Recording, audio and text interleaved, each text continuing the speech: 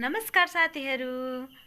आज हामी मिठो च्याउको सब्जी बनाउन गइरहेका छौं, यानी कि राजा च्याउको। आउनु सँगै काटौं है त।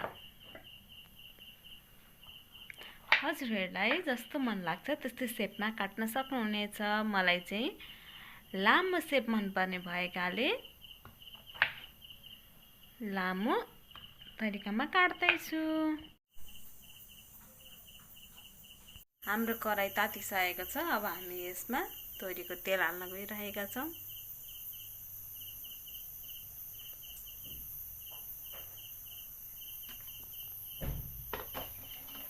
कराई मजाले तातिसकेको छ। यसमा हामी थोरै धनिया पड्काउन गइरहेका छौं। यहाँ मैले आवश्यकता अनुसार च्याउ र आलुलाई काटिसकेको छु। अब यसमा म पालैपालो हाल्न गइरहेको छु।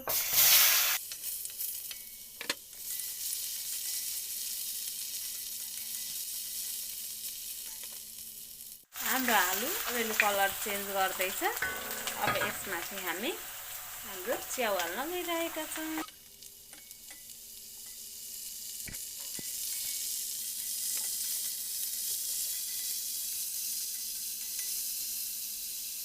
यतिकै छोपिदिएर पकाउनेछु। हामीले चलाउँदै बुड्दै यतिको रातो रातो बनाइसके पछाडि बल्ल हामीले यसमा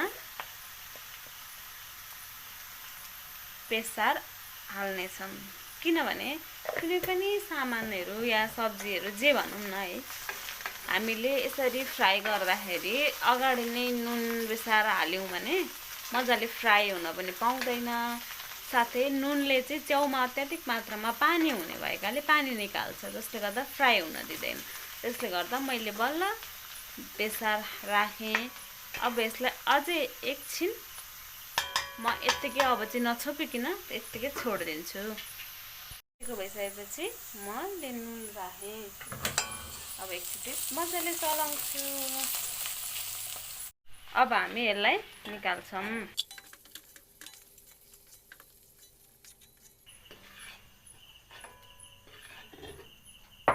अब हामी फेरि यही प्यानमा या कराईमा फेरि हामी नयाँ मसला तयार पारेर यसलाई पकाउँछौँ।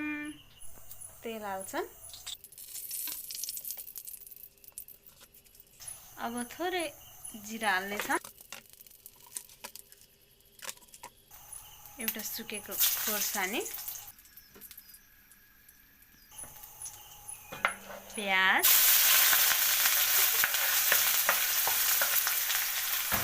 अब यसलाई राम्रोसँग चलाएर गोल्डन ब्राउन हुनेसम्म यत्तिकै छोड्नेछौँ।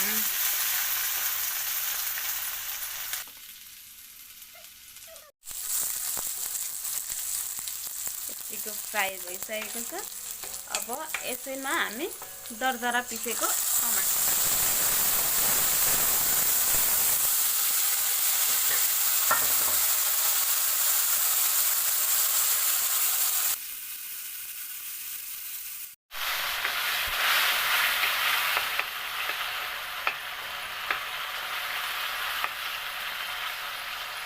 टमाटर यतिको पाक्दैछ। अब यसलाई हामी थोरै 2-4 मिनट छोपेर पकाउनेछौँ।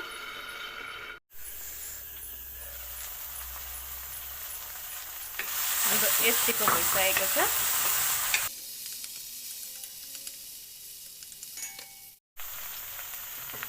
हामीले यसमा घरमै पिनेको अदुवा, लसुन, अलिकति खोर्सानी र जिराको मसला यानी कि पेस्ट हाल्न गइरहेका छौँ।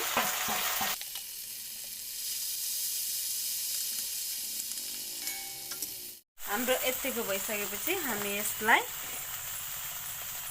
थोरै कश्मिरी लाल मिर्च, अघि पनि बेसार हालिसकेका छौँ। अब थोरै बेसार,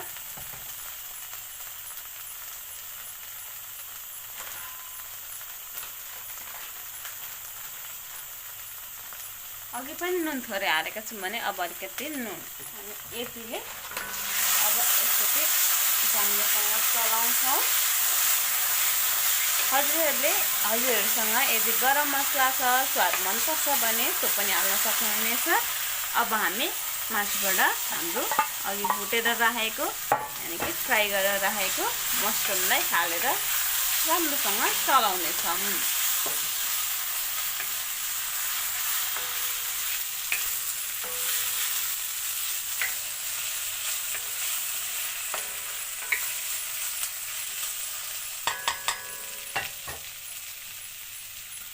फेरि छोपिदिनेछौँ एकछिन। अब हामी यसलाई निकाल्नेछौँ। हजुरहरूलाई यत्तिकै मनपर्छ भने हजुरहरूले अब यत्तिकै खान पनि सक्नुहुनेछ। मलाई भने थोरै ग्रेभी मनपर्ने भएकाले मैले यसलाई हाफ पानी हालेर गइरहेको छु।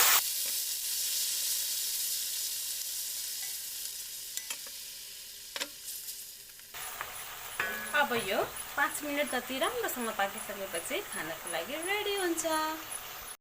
हजुरहरूले मैले भने बमोजिम बनाएर यानि कि मेरो रेसिपी ट्राई गरेर रोटीसँग या खानासँग पनि आनन्द लिन सक्नुहुनेछ।